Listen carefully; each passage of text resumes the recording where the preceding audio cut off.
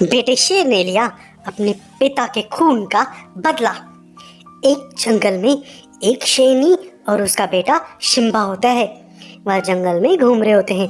तभी उन्हें किसी के आने की आहट सुनाई देती है। तभी उसकी माँ बोलती, अरे बेटा जल्दी से चलो, जल्दी भागो यहाँ से, गुफा में घुस जाओ अपनी। और वो चुपके से गुफा में घुस जाते हैं। उसकी माँ को पता चल जाता है कि एक बहुत बड़ी सेना टाइगरों की और शेरों की उधर से गुजर रही होती है। तो अपने बच्चे को दुबका के वहाँ पे छिपा देती है। जैसे ही वह सेना उधर से चली जाती है तब उसकी माँ के अंदर सांस में सांस आती है। तब वो बोलती है, अरे बेटा सांस में सांस है, बेटा देखो तुम हमें बच के रहना चाहिए, जंगल में हमें छुप छुपा के रहना चाहिए, हम हमेशा ऐसे ही अपनी ज़िंदगी बिताएंगे।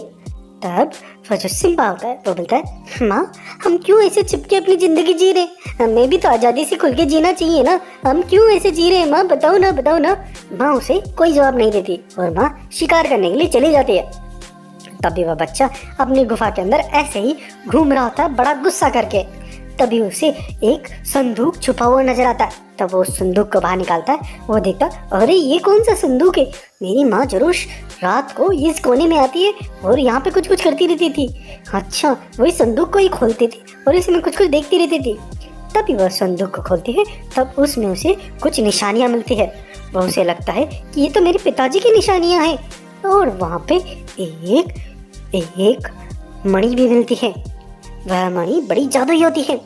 मैं देखता है, अरे ये मणि कौन सी है, ये तो एकदम जादुई टाइप की मणि लग रही है, क्या है ये, समझ ही नहीं आ रहा मुझे। तब वह उस मणि को बाहर निकाल देता है। तभी थोड़ी देर के बाद उसकी माँ वहाँ पे आ जाती है।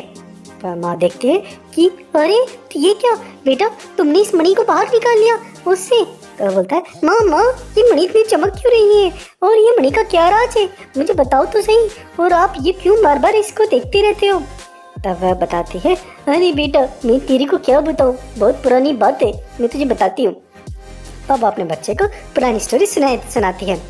वह बताती है, बेटा हम एक जंगल था हमारा जिसका नाम था रामपुर। तो शेर बच्चा बोलता है, अरे माँ रामपुर तो पास में ही है ना हमारा जंगल। तब हम पुरानी स्टोरी में जाते हैं। रामपुर नाम के जंगल के अंदर एक शेर होता है। उस शेर के दो बेटे होते हैं, एक होता है महावीर, दूसरा होता है बलवीर। दोनों बड़े अच्छे दो भाई होते हैं, दोनों में बहुत अच्छी बनती है। जो महावीर होता है और बलवीर, तो जो महावीर होता है वह बड़ा ही अच्छा होता है। उसकी एक बीवी होती है और उसका एक बच्चा भी होता है। और जो बलवीर होता है उसके 5 बेटे होते हैं। वो पेटती 5 बेटे बड़े धूर्त और दुष्ट किस्म के होते हैं। आपस में बातचीत कर रहे होते हैं, अरे यार हमारे जो दादाजी हैं ना, कितने टाइम से इस पे बैठे हुए हैं, कुछ ना कुछ करना पड़ेगा, उनको इस गद्दी से निकालना पड़ेगा। तब उनमें से एक बोलता है, हाँ एक काम करते हैं, उनको स्लो पॉइजन दे देते हैं, धीरे धीरे मर जाएंगे, उसके बाद तो हमारे पिता ही बड़े हैं, उन्हीं को राजगद्दी मिलेगी, फिर कुछ टाइम के बाद हमारे पिता को भी साइड लाइन कर देंगे और हम फिर भाई मिलके इस पूरे जंगल पर राज करेंगे, तहलका मचा देंगे, इस जंगल को पूरा बर्बाद कर देंगे। हा। इस तरह के षड्यंत्र में वो लोग रचा रहे होते हैं। फिर एक दिन उस राजा के खाने में वो लोग कुछ जहर मिला देते हैं। वह जहर खाने से जो राजा होता है वो वैसे ही बूढ़ा होता है और जहर खाने के बाद उसे बेचैनी महसूस होती है। उसे पता चल जाता है कि अब उसका आखिरी दिन आ चुका है। लेकिन वह जो राजा दादा होता है उसे पता होता है कि उसके जो वो 5 पुत्र हैं वो बड़े धूर्त और दुष्ट हैं। अगर वो लोग इस जंगल पे आधिपत्य मचा लिए तो इस जंगल को तहस नहस और बर्बाद कर देंगे। तो वह दोनों पुत्रों को बुलाता है। दोनों पुत्रों को बोलता है, अरे मेरे पुत्रों, देखो बलवीर और महावीर, तुम दोनों मेरे बहुत अच्छे पुत्र हो और बलवीर तुम सबसे बड़े हो। मैं देखो तुम हमेशा मेरी आज्ञा मानते हो, मेरी बात मानो, हम महावीर को ही राजा बनाते हैं, तुम इसके मंत्री बन के रहिएगा, मेरी ये आखिरी इच्छा है, इसको तुम पूरा करो। मुझे मालूम है तुम बड़े हो, तुम्हारा पहला अधिकार है, लेकिन तुम अपने भाई को बनाओ, मेरी बात समझो, मैं बहुत सोच समझ के कर रहा हूँ ये वाली बात। तब जो बलवीर होता है वह बोलता है, हाँ पापा जी, मैं आपकी बात पूरी तरह से मानूंगा, अब से जंगल का राजा मेरा छोटा भाई ही रहेगा। उसके बाद वह जो राजा होता है वह मर जाता है। उसके बाद जो बलवीर होता है वह जंगल में ऐलान करता है, वह बोलता है, अब से महावीर ही इस जंगल के राजा हैं, हमारे पिताजी के आखिरी वर्ड यही थे, उनकी ये इच्छा थी, इसलिए इस जंगल का राजा अब इन्हें ही बुलाते, इन्हें ही बनाया जाएगा, अब यही इस जंगल के राजा हैं। तभी वो जो पांचों बेटे होते हैं वो बोलते क्या है, हमारे पिताजी पागल हो गए हैं क्या? ये बेवकूफ़ हमारा पिताजी, क्या नाटक कर दिया इन्होंने। हमने इतनी मुश्किल से हमारे इस दादा को सलटाया और ये आ गया और इसको दे दिया गद्दी। क्या, अब तो हमें कुछ और प्लान करना पड़ेगा। तो वो पांचों के पांचों प्लान करने के लिए काली गुफा में जाते हैं। वो काली गुफा में जाके वहाँ पे दानव से मिलते हैं। उस दानव को बोलते हैं, अरे वो दानव सुन, तेरा खाना पीना बढ़िया हम सेट कर देंगे, तू हमें शक्तियाँ दे दे खूब सारी। वह दानव पांचों को बहुत सारी शक्तियाँ दे देता है। वह शक्तियों से भरपूर होके एकदम ताकतवर बन जाते हैं। फिर वो जो महावीर होता है वो जंगल में अपनी प्रजा के पास घूम रहा होता है बड़े मज़े से। तभी वहाँ पे वो पांचों आके अपनी शक्तियों से उस पर अटैक कर देते हैं। वो उनका बहुत ज़बरदस्ती सामना करता है, लेकिन वो अपनी काली जादू शक्तियों से उसको मारने लग जाते हैं। वो पूरा ऑलमोस्ट मरने के कगार पे होता है। तब वह कैसे भी उनसे छटपटा के वहाँ से निकलता है और अपनी गुफा में अपनी बीवी और बच्चे के पास पहुँचता है। वो अपनी बीवी बच्चे को बोलता है, अरे मेरे बच्चों, वो जो संदूक है ना उसको ले जाओ, उसमें एक मणि है, याद रखना मणि ही है जो हमारे बच्चे को फ्यूचर में ताकतवर बनाएगी। उस मणि से बहुत ताकतवर बन जाएगा। तुम जाओ जाओ, जल्दी से निकल जाओ यहाँ से। तब रानी रोती रोती बिलखती बिलखती वहाँ पे अपने पति को लहू में लथपथ हुआ छोड़ के वहाँ से चली जाती है। तभी वहाँ पे वो पांचों शेर फिर से आ जाते हैं और वह उसको शेर को मार देते हैं और अपने पिता को वह लोग कैद कर लेते हैं। इसके बाद तो जंगल पे उनका कहराम ही शुरू हो जाता है। वह लोग अपनी जादुई शक्तियों से हर किसी जानवर पर अटैक करते हैं, उसको बेतहाशा मारते रहते हैं। वह सारे जंगली जानवरों को सबक सिखाने के लिए बहुत सारे जानवरों को उल्टा भी टांग देते हैं और खून कर देते हैं। इसके बाद तो जंगल पे एकदम आतंक ही आतंक फैल जाता है। इस तरह से उनका आतंक बहुत भयंकर फैला हुआ रहता है। अब आते हैं हम आज की बात पे। माँ जब सारी बात अपने बच्चे को बताती है तो उस बच्चे को बहुत गुस्सा आता है। बोलता है, माँ मैं अपने पिताजी का बदला लिए बगैर छोड़ूंगा नहीं, मैं उनको अब नहीं छोड़ूंगा, चलो माँ हम अभी से लड़ते हैं उनसे। तभी वो बोलती, नहीं बेटा अभी रुको, कुछ दिनों बाद तुम हो जाओगे 5 साल के। 5 साल के बाद तुम पूरे वयस्क शेर बन जाओगे। उसके बाद ये मणि तुम्हारे लायक हो जाएगी, तुम इस मणि से शक्तियाँ ले लेना। उसके बाद तुम उन पांचों से लड़ पाओगे, क्योंकि उन पांचों के पास मायावी शक्तियाँ हैं। तुम इस मणि से शक्तियाँ लोगे, तुम उनसे सामना कर पाओगे। तब वो बोलता है, हाँ माँ मैं बिल्कुल ऐसा ही करूँगा। उसके बाद कुछ दिनों के बाद जब वह 5 साल का हो जाता है तब वह मणि की तपस्या करता है और मणि का आवाहन करता है। मणि को बोलता है, ए मणि मुझे सारी शक्तियाँ दे दे। तो मणि से भी आवाज़ आती है, अरे बेटा मैं कब से इंतजार कर रही थी कि तब तुम 5 साल के हो और मैं तुम्हें तुम्हारी शक्तियाँ दे सकूँ। ये शक्तियाँ मेरे पास तुम्हारे पिताजी की अमानत है, लो ये सारी शक्तियाँ ले लो। उसके बाद वो सारी शक्तियाँ उसे देती है। वो सारी शक्तियाँ लेने के बाद तो वो बहुत ही शक्तिशाली एक जायंट डायनासोर में कन्वर्ट हो जाता है। डायनासोर में इतनी शक्तियाँ होती है जो कि असीम होती है। उसके बाद वो बोलता है, मामा चलो अब हम चलते हैं हमारे उस जंगल में और वहाँ पे हम राज करेंगे, हमारा सिंहासन वापस लेंगे। उसके बाद वो वहाँ जाते हैं तो खूब सारे जंगली जानवर उनको मिलते हैं। सारे जंगली जानवर बोलते हैं, अरे रानी साहिबा आ गए, हम कब से रानी साहिबा आपका इंतजार देख रहे थे। अरे ये हमारे कुंवर साहब भी आ गए, देखो ना उन पांचों ने तो जंगल में कोहराम ही मचा रखा था, अब आप आए हो तो बहुत शांति मिली दिल को, लेकिन आप वह बहुत ताकतवर है, आप छुप जाइए, हम आपको छुपा के अपने साथ रखेंगे। हमने एक गुफा ढूंढी है, वहाँ पे उनको कुछ भी पता नहीं है, उस गुफा में आप भी हमारे साथ रहिएगा, हम सब दिल बांट के रहेंगे। तभी वह जो शेर होता है, जो सिम्बा होता है, वो बोलता है, नहीं मेरे दोस्तों और मेरे बुजुर्गों और मेरे दोस्तों, किसी को डरने की कोई ज़रूरत नहीं है। अब मैं आ गया हूँ, मैं अपने पिताजी का बदला उनसे लेके रहूँगा, उनको नहीं छोड़ूंगा, बताओ कहाँ पे है वो। तभी वो लोग बोलते हैं, हाँ हाँ वो उस काली घाटी में उस राक्षस के पास है, उस राक्षस से डेली मिलते हैं और उससे अपनी शक्तियों को और बढ़ाते रहते हैं। तब वो बोलता है, कोई बात नहीं, मैं उस गुफा में जाके उस राक्षस के साथ उन सबको समाप्त कर दूंगा। उसके बाद वह जाता है उस गुफा के अंदर। वो गुफा में जैसे ही जाता है तो सबसे पहले एक शेर मिलता है। वो बोलता है, अरे ये 200 सर कहाँ से आ गया। वो जैसे ही सोचने वाला होता है तभी शंबा उसको एक पंजा देके वहीं ख़त्म कर देता है। उसके बाद वह अंदर जाता है, तब से चारों शेर और वह राक्षस भी दिखाई देता है। वह सब मिल के बोलते हैं, अरे ये कौन है। बोलते हैं, अरे तू कौन है, यहाँ कहाँ से आ गया। तब वो बोलता है, मैं वही हूँ जिसके पिताजी को तुमने मारा था, मैं सिम्बा हूँ, सिम्बा इस जंगल का असली उत्तराधिकारी, अब मैं तुम सबको मार दूंगा। तब सब लोग भी अपनी जादुई शक्तियों से वापस से बड़े सारे जानवर में कन्वर्ट हो जाते हैं। वो राक्षस भी वापस सब मिलके वो सिम्बा पर अटैक करने लग जाते हैं। सिम्बा शुरुआत में तो उनका सामना कर नहीं पाता, वह हिलता डुलता है, लेकिन वो भी वापस से दैत्यकारी डायनासोर में कन्वर्ट हो जाता है।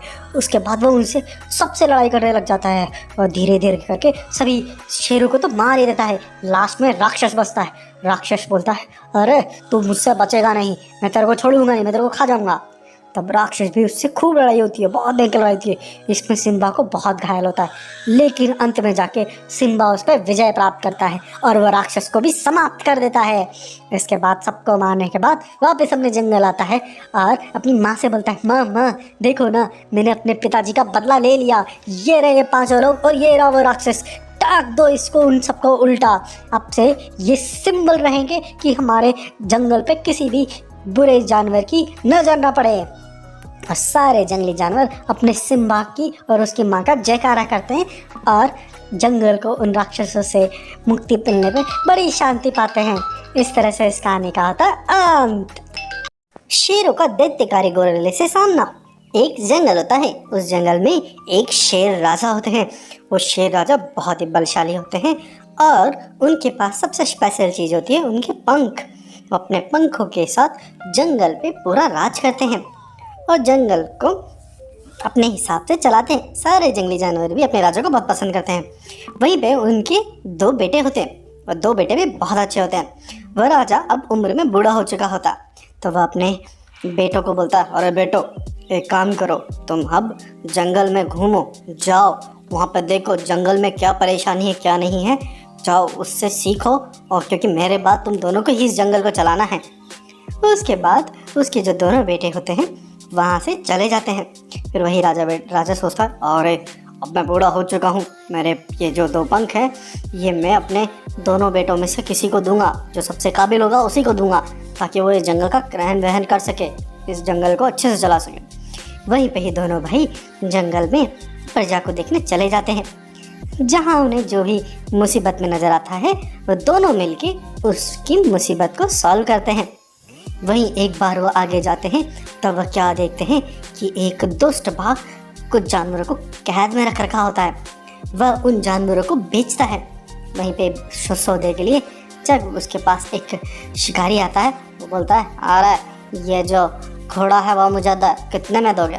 तो बाघ बोलता है, अरे ये घोड़ा तो मैं तुम्हें 5 असरफियों में दूंगा, लेना है तो लो, नहीं तो निकलो। तो वह उसे 5 असरफियों में उसे बेच देता है। जब ये चीज़ दोनों शेर देखते हैं तो उनको बहुत बुरा लगता है। वह उस बाघ के पास जाते हैं और बोलते हैं, अरे वो बाघ, ये क्या तुम इतने सारे जानवरों का सौदा कर रहे हो? चलो एक काम करो, हम ये सारे के सारे जानवर खरीदना चाहते हैं। तो वो बाघ बोलता है, हाँ क्या बात कर रहे हो? आज तक मेरे साथ तो ये कभी हुआ नहीं, किसी ने इतने सारे जानवर एक साथ खरीद लियो। तुम सब इतने सारे जानवरों को एक साथ खरीदना चाहते हो?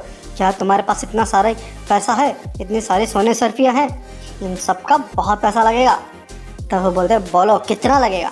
वो बोलता है, कम से कम 150 असरफिया लगेगी। 150 असरफिया दोगे तभी जाके सारे जानवर तुम्हारे हो पाएंगे। तभी वो दोनों शेर 150 असरफिया उसे दे देते हैं और बोलते हैं, ये लो 150 असरफिया और अब छोड़ो इनको। उसके बाद वो बाघ सौदे के हिसाब से असरफिया तो ले लेता है और उनको जानवरों को उनको दे देता है। उसके बाद वो दोनों जो शेर होते हैं उन जानवरों को उस पिंजरे से आज़ाद करके उनको बोलता है, अब सुनो मेरी बात, तुम अब किसी के गुलाम नहीं हो, तुम आज़ाद हो, अपनी ज़िंदगी अपने हिसाब से जियो, जाओ यहाँ से खुल के जियो।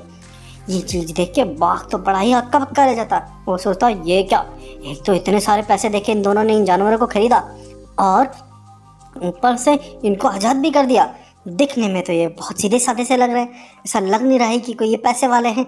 फिर इनके पास इतना कैसा पैसा कैसे आया, मुझे पता लगाना पड़ेगा। तब वह दोनों बाघ वापस अपने घर पे जा रहे होते हैं।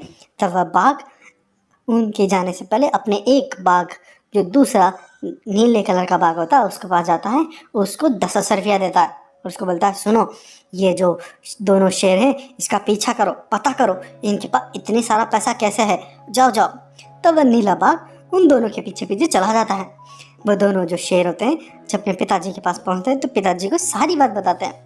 फिर लास्ट में जब वो उस बाघ की बात बताते हैं तब उनके पिताजी बोलते हैं, अरे बेटो तुम दोनों ने मिलकर बहुत अच्छा काम किया, मैं तुम दोनों बेटों से बहुत खुश हूँ। तुम दोनों ने इस जंगल को बचाने की इक्वली काबिलियत है, इसलिए मैं तुम दोनों को दोनों पंख दूंगा। उसके बाद वो शेर राजा उन दोनों को भी पंख दे देता है। उसके बाद वो भी उड़ने वाले शेर बन जाते हैं। अब फिर वो जब शेर राजा उसको आगे बोलता है, अब मैं तुमको हमारे पास इतने सोने असरफिया कैसा है उसका भी राज बताऊंगा। हमारे पास एक जादुई गुफा है, उस गुफा में से जितना चाहे पैसा, जितनी चाहे सरफिया हम निकाल सकते हैं, इसलिए हमारे पास पैसों की कभी कमी नहीं होगी। ये दोनों शेर सुन के बोलते हैं, हाँ पिताजी, अब हम उस पैसों का केवल जनता की भलाई में ही यूज करेंगे। ये सारी बात वह नीले कलर का बाघ सुन लेता है। वह फिर भागा भागा उस बाघ के पास जाता है। उसको बोलता है, अरे सुनो, मैंने तो बहुत ज़बरदस्त न्यूज़ लेके आया हूँ। वो दो जो साधारण से शेर दिख रहे थे वो साधारण से शेर नहीं है, वह पास के जो जंगल है उसके राजा के बेटे हैं, और उस राजा के पास तो जादुई शक्तियाँ भी हैं।